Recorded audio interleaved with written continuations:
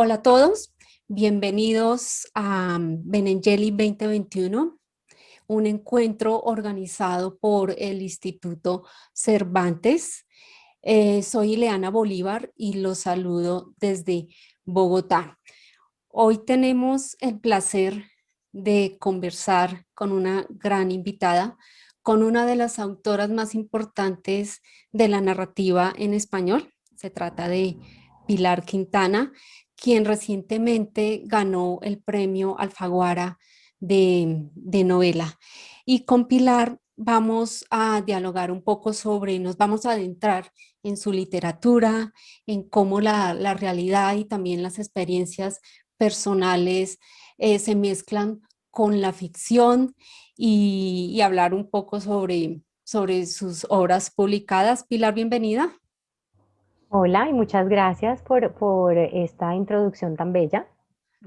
Gracias.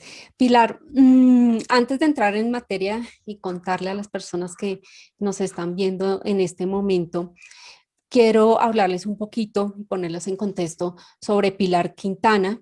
Pilar es de la ciudad de Cali, es autora de 5 novelas, entre ellas está Cosquillas en la lengua, Coleccionistas de polvos raros, Conspiración Iguana, La Perra y la más reciente que son Los Abismos, pero también ha publicado un libro de cuentos que se titula Caperucita se come al lobo. Pilar también es guionista. En el 2007 fue seleccionada por el iFestival entre los 39 escritores más destacados menores de 39 años en Latinoamérica. Con su libro Coleccionista de polvos, recibió el premio de novela Mar de las Letras y La Perra, que es una novela muy importante, ya ha sido traducida a 15 idiomas, entre ellos el inglés, el francés, portugués, hebreo, griego, alemán, bueno, bastantes idiomas. Y con esta novela recibió el Premio Biblioteca de Narrativa Colombiana. También fue finalista de uno de los premios más importantes de Estados Unidos, que fue el Premio Nacional del Libro de Estados Unidos a mejor traducción literaria. Y también vale la pena destacar que en el 2011 representó a, a Colombia en el Programa Internacional de Escritura de la Universidad de Iowa. Entonces, esto así pasando un poco por la trayectoria de Pilar. Y lo primero que con lo que quisiera que empezáramos, Pilar, y es con algo que siempre me gusta preguntarle a los escritores, es cómo se enamoraron de los libros, cómo ha sido su relación con los libros, cuáles fueron también sus primeras lecturas y cómo ha sentido Pilar que ha evolucionado como lectora. Bueno, pues imagínate que yo empecé, pues me empezaron a leer cuando era muy chiquita y yo recuerdo en ese momento, yo era mayor que mi hermana y entonces mi mamá nos leía a las dos y yo soñaba con llegar a primero de primaria para que me enseñaran a leer y yo poder leerle a mi hermana. Pero mira que lo primero que hice cuando tuve el lenguaje suficiente fue escribir una ficción. Y a mí eso me sigue como sorprendiendo mucho, que una niña de 6 7 años escribiera su primera ficción. Pero lo que es más sorprendente todavía es que en la ficción era un payaso que estaba muy triste porque le han pasado una cantidad de tragedias y la cara la tenía pintada de risa. Y yo sigo escribiendo de lo mismo, ¿no? Como de las máscaras y las poses y la distancia que hay entre esa fachada y la verdad interior, ¿no? Entonces eso me parece sorprendente. Y luego creo que hubo dos puntos de quiebre en la adolescencia que fueron muy importantes. Uno fue con la lectura de Crónica de una muerte anunciada, que fue un libro que a mí me obsesionó. Yo lo terminé de leer, inmediatamente lo volví a leer y lo leí muchas veces seguidas. Y yo me acuerdo pensar, yo quiero hacer esto en la vida, quiero escribir un libro que algún día obsesione a alguien, tanto como este libro me obsesionó a mí. Ujú. Em, y también, bueno, en la adolescencia, y siempre fue muy lectora, pero sobre todo en la adolescencia tenía la fortuna de tener en la casa de mi papá, que tenía una gran biblioteca, muchos libros, pero también en el colegio, y tenía unas buenas bibliotecarias, entonces yo leía muchos, pero leía sobre todo literatura clásica, em, los clásicos rusos, franceses, leía Emily Brontë, Jane Austen, ¿no? Tolstoy, y entonces de repente también leíamos a García Márquez, y pues había leído yo Crónica de una muerte anunciada, Cien años de soledad, El coronel no tiene quien le escriba, y un día un compañero del colegio de hombres, parecido pues como gemelo del colegio de mujeres mío, me preguntó, me dijo que me recomendaba leer un libro que a él le había encantado, así como a mí me gustaba Crónica de una muerte anunciada, y me dijo que ese libro era Que iba la música de Andrés Caicedo. Y yo, para mí leer ese libro fue descubrir que la literatura no pasaba solamente en los pueblos perdidos de la costa Caribe, ni la escribían unos señores muertos o unas señoras muertas en la campiña inglesa o en las cortes rusas, digamos, sino que podía pasar en mi barrio y que el personaje podía ser una muchacha como yo que estudiaba en un colegio.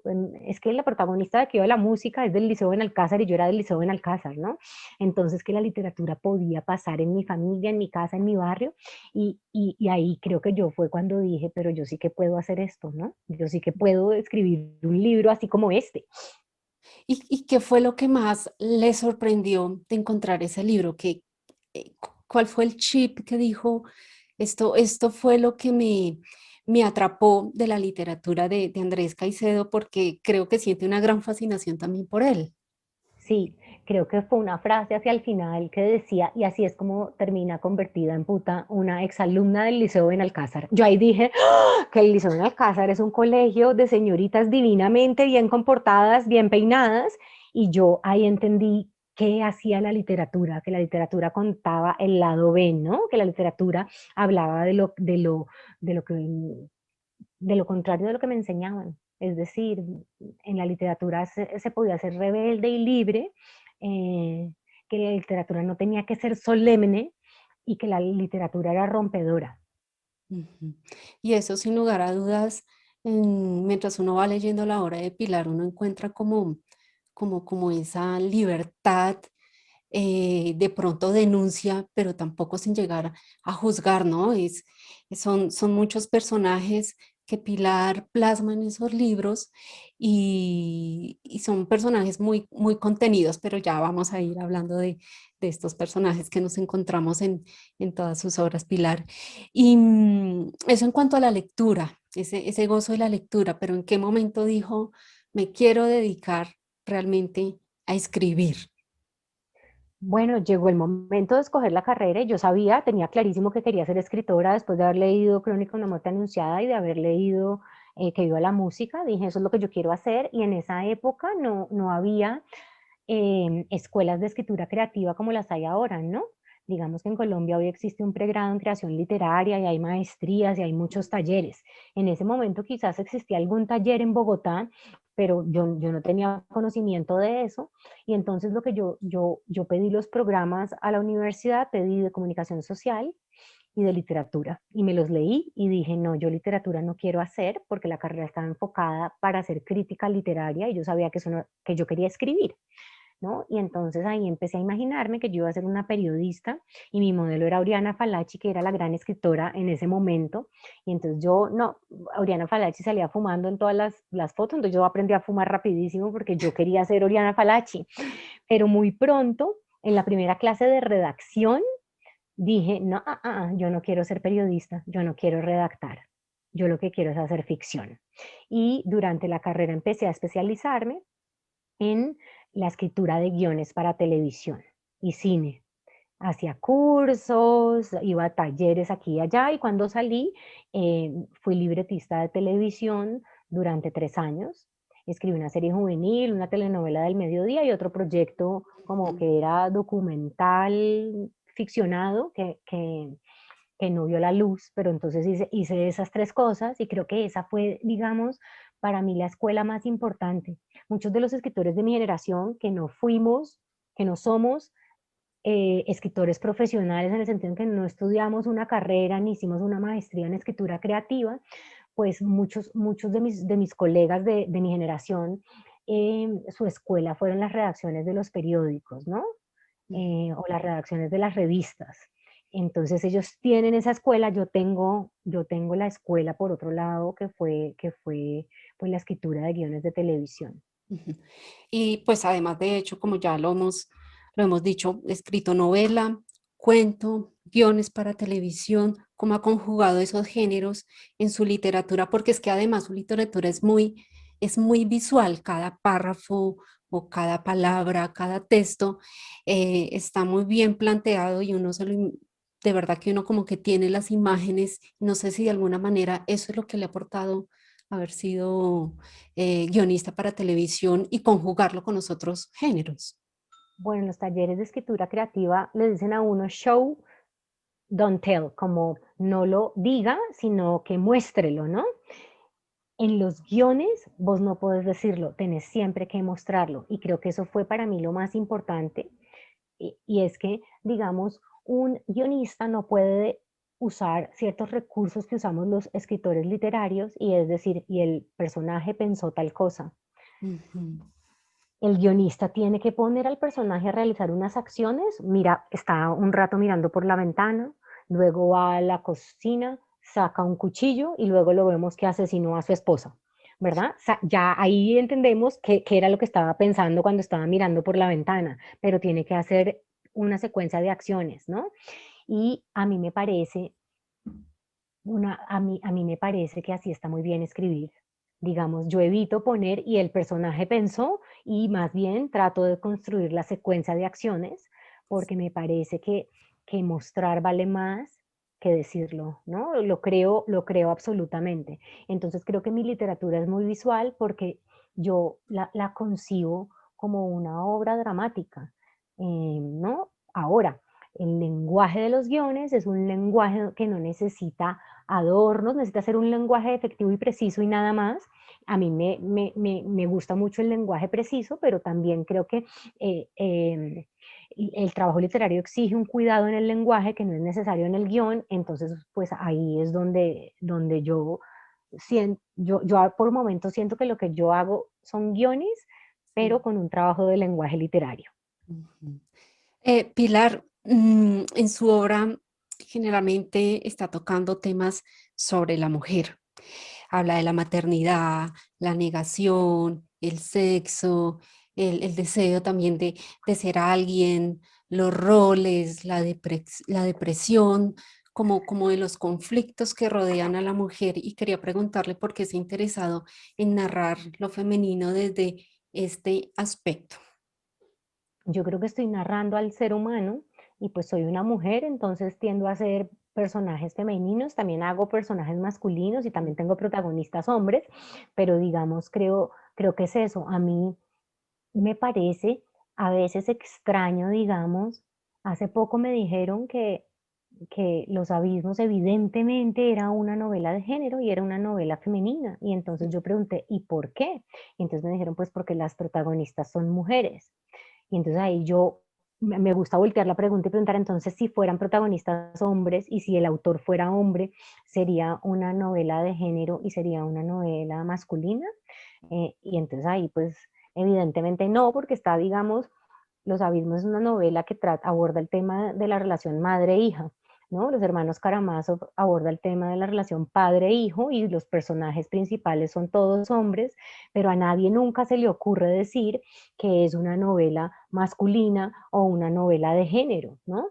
Y yo creo que es porque a veces sentimos que lo que aplica para los hombres aplica para toda la humanidad, en cambio que las novelas cuando el tema aborda cuestiones femeninas, solo aplica para las mujeres y no para la humanidad, ¿no?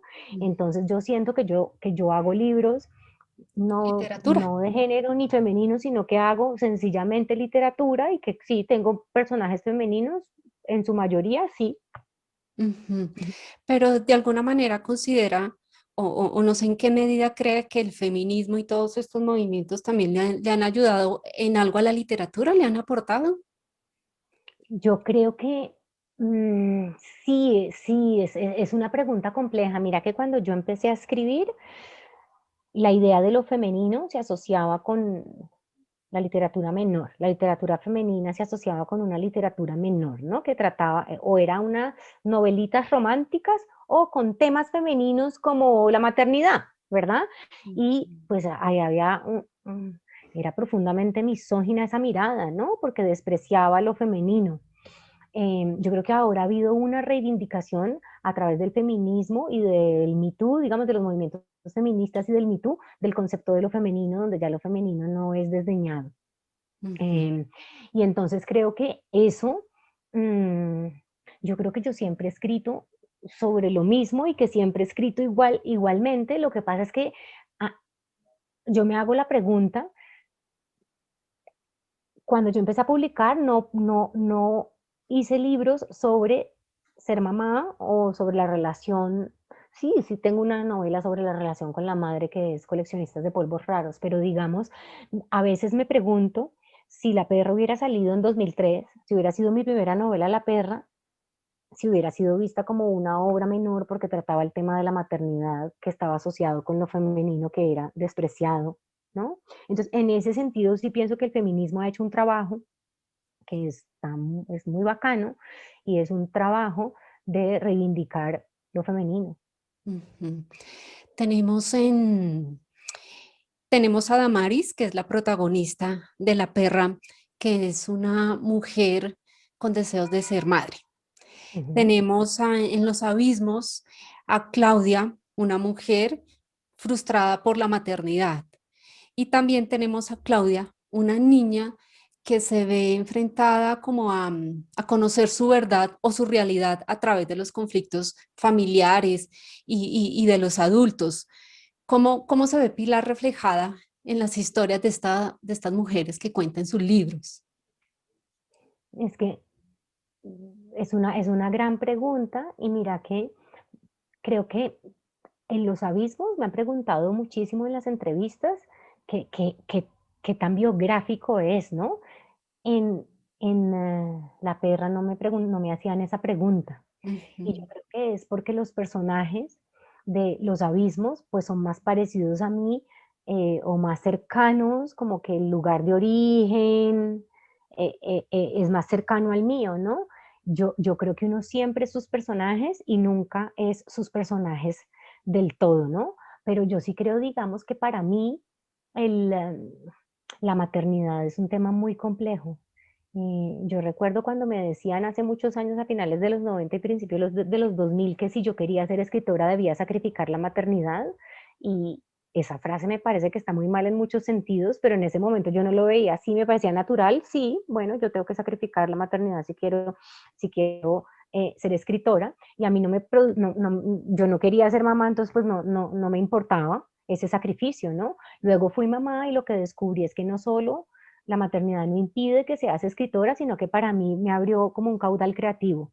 Entonces, para mí ha sido muy interesante la maternidad en cuanto a material literario, ¿no? Y ahí es donde estoy yo, ahí es donde estoy yo puesta en los dos. Y la maternidad es muy compleja, ¿verdad? Aún la maternidad deseada como la mía. Yo tuve a mi hijo a los 42 años y fue un hijo buscado, querido, deseadísimo, de una mujer madura que sabía a dónde iba, ¿verdad? Pero aún incluso representa retos, y hay momentos donde yo digo, esto es demasiado para mí, donde me siento cansada, donde, bueno, en fin, la maternidad es súper compleja. Y entonces creo que me ha interesado literariamente explorar esas complejidades, ¿no? Y sobre todo hablar de los lugares que están vedados, que hablemos las mujeres respecto de la maternidad, ¿no? Está muy bien que nosotras hablemos de la maternidad exitosa, o que hablemos del amor por los hijos, o que hablemos de la realización y de la maravilla que es tener un hijo, pero está mal que hablemos de nuestras pérdidas, está mal que hablemos de la infertilidad. Son temas que es mala educación hablar. O sea, uno no llega a una comida a decir, ay, perdí un hijo hace 3 semanas. O sea, todo el mundo va a quedar callado y decir, esta señora porque está contando estas intimidades, ¿verdad? No está bien visto que hablemos de eso. Y ahí es justamente donde yo encuentro mi lugar como escritora, es en nombrar aquello que no está permitido. No sé por qué. Yo a veces siento que es como si me tapan la boca, entonces me salen letreros. Literalmente tengo que decirlo. Es como cuando no está permitido decir no. no quiero ser madre. Entonces decir, no quiero ser madre es, bueno, ¿cómo así? Si el papel suyo es ser madre, pase Ujú. lo que pase, es bien complicado y eso es algo que me llama también la atención. Sí, Pilar, sí, exacto. Y es nombrar ese lugar, digamos, de esas maternidades complejas. Tenemos la idea de la maternidad idealizada y es como si la maternidad fuera la última maravilla y el último objetivo de la mujer. Y entonces una mujer una vez es madre, ya, es feliz.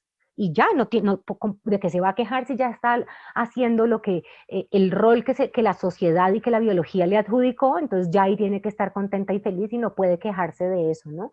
Y entonces pues no, yo quiero mostrar que eso no es verdad y que las maternidades así no son. ujú. Pilar, precisamente su novela La perra ha tenido, o digamos ya su obra en general, ha tenido una importante repercusión en la literatura, en el plano internacional, con La perra, como decíamos, ya traducida a 15 idiomas y finalista del Premio Nacional del Libro en Estados Unidos. ¿Qué cree que ha hecho esta novela tan universal y cómo se ha conectado con los lectores de otros países, si es que ha tenido esa oportunidad? Y Leana, yo no sé, un amigo me preguntaba un día, después de que salió la PR, me dijo, ¿y vos sabías que le iba a ir así de bien? Y yo, pero por supuesto que no, porque era la historia de una mujer negra, pobre, gorda, que va a cumplir 40 años y cuyo deseo es tener un hijo.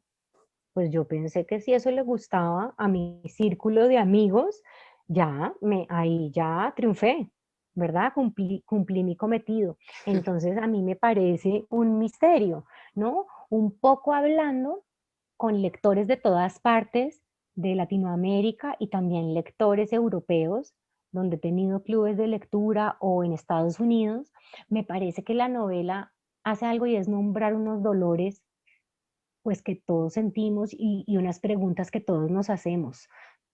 Todos alguna vez nos preguntamos, ¿voy a tener hijos o no? ¿Quiero tener hijos o no? Son preguntas que todos nos Sí. hacemos.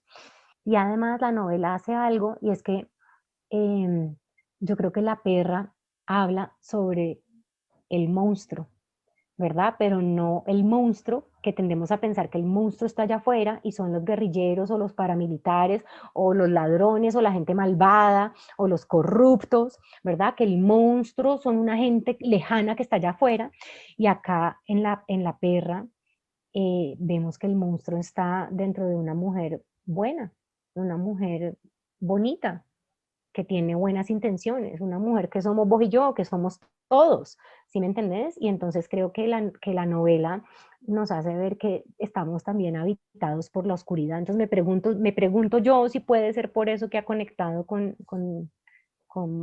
bastante gente. Ujú. Hablando del oscuro y de personajes, los niños. ¿Qué pasa con Ujú. los niños en los personajes que Pilar crea? Porque generalmente uno los piensa muy angelicales a los niños, pero en su obra nos muestra ese lado oscuro. Ujú. ¿Cómo construye estas voces y qué tiene que ver con su infancia o con sus recuerdos, este tipo de construcciones en los niños? Mira que nosotros, yo no sé por qué pensamos que en los niños, como de esa manera, como que los niños son lindos y cándidos. Los niños son complejos como nosotros los adultos y los niños están habitados por oscuridad como nosotros, pero además su oscuridad no ha sido domesticada todavía, ¿no? Entonces la oscuridad de los niños es tremenda. Hace poco una amiga me contaba que su hija chiquita, como de 4 o 5 años, le dijo mamá, estaba brava con la mamá, y le dijo mamá, yo quiero que sufras un accidente, ¿verdad? Ahí tenemos, uy, y a mí, alguien me cuenta eso y yo digo, uy, quiero ir a hablar de eso, quiero explorar esa oscuridad infantil, ¿no? Y también me parece que todos fuimos niños, pero nos olvidamos de cómo era ser niño y recordamos, son unos recuerdos muy velados, ¿no? Yo creo, y pues son teorías baratas mías que me hago, que yo ahorita estoy en una relación, digamos, y si mi familia se vuelve tóxica, pues yo puedo irme, ¿no? Yo puedo decirle a mi marido, oye, no, no, esta relación no funciona, chao, me voy. Un niño cuando está en una familia no puede irse, porque depende de esa familia para sobrevivir. Y entonces yo creo que los niños van poniendo velos sobre las cosas terribles que vivieron de niños y las dejan ahí veladas y se acuerdan más de lo bonito, ¿verdad? O Ujú. se acuerdan poco de la niñez, ¿no? Sí. Y entonces luego crean un relato de la niñez que no se corresponde con la niñez real, que estuvo llena de alegrías, felicidades, libertad, pero también de todo lo contrario, también de dolor, de sentimientos negativos. Y entonces yo creo que en Los Abismos traté de hacer una exploración sobre ese lado oscuro de la niñez. Ujú. Y es ahí también donde aparece generalmente en su obra lo que ha explorado como gótico tropical. Quisiera que nos hablara un poquito de ese ambiente que usted construye en sus novelas, que es que además se lo imagina uno muy bien y lo siente, no solamente la Ujú. imaginación, sino es sentirlo. Bueno, esta novela iba a pasar en Cali, pero luego tenía una parte que eran las montañas de Cali, en unos bosques que son tenebrosos, o sea, uno va allá y esos bosques son oscuros, ¿no? Con niebla, ya ahí tenemos gótico. Ahí yo, si yo tengo esos elementos en una historia y yo quiero entender la naturaleza de mi historia y aceptarla, pues ahí ya tengo una novela gótica, ¿no? Ya la tengo solo con esos elementos. Y luego había una muñeca. Y es como, no sé, Chekhov decía que si vos introducís un arma en un cuento, pues esa arma tiene que ser usada en algún momento, ¿no? Si no, pues no la introduzcas. Si vos introducís una muñeca en una novela, tenés que usarla. Y las muñecas de la ficción son siniestras. Y entonces esta muñeca, que al principio es tan linda, luego llegamos a la finca y allá también se vuelve siniestra, ¿no? Pero además yo creo que es que yo vengo de una tradición literaria y artística, donde se da muy bien el gótico tropical, ¿no? Eh, digamos, María de Jorge Isaacs tiene una parte hacia el final, que es cuando Efraín vuelve de Londres y está en una carrera contra el tiempo para encontrar a María, para ganarle a la enfermedad de María, y ahí la novela se vuelve gótica, con cielos tenebrosos, murciélagos, serpientes, tormentas. eh, Está eso. Luego Andrés Caicedo en su literatura también exploró el gótico. Tiene una novela gótica que es Noche sin Fortuna y tiene algunos cuentos góticos. Él era muy amante de, de, de Poe y digamos le gustaba mucho eh, la novela Rebeca de Daphne du Maurier, que yo leí en la adolescencia y a mí también me encantó. Y ahí claramente en Los Abismos hay un personaje, una mujer desaparecida que se llama Rebeca, que es un homenaje a esa novela. También leí Cumbres Borrascosas y que también es una novela con estos elementos góticos. Entonces yo creo que era inevitable que yo en algún momento hiciera el gótico. Ujú. Bueno, yo creo que ya nos toca ir como cortando el tiempo, se pasó súper rápido, pero no quiero que nos despidamos sin preguntarle, Pilar, qué le ha permitido hacer la literatura tanto como en lo personal como, como hacia afuera? Qué ha podido hacer con la literatura? Bueno, no sé si entendí bien la pregunta, pero lo que a mí me ha permitido ser escritora es prescindir de las consecuencias, que no me importa lo que diga de mí mi mamá, ni mi papá, ni mi familia, ni mis amigos, mis amigas del colegio, ni nadie, ¿verdad? Decir esto soy y no me importa lo que penses de mí, y prescindir también de las otras consecuencias y es como, ay, pero no voy a tener plata para vivir el próximo semestre, ¿verdad?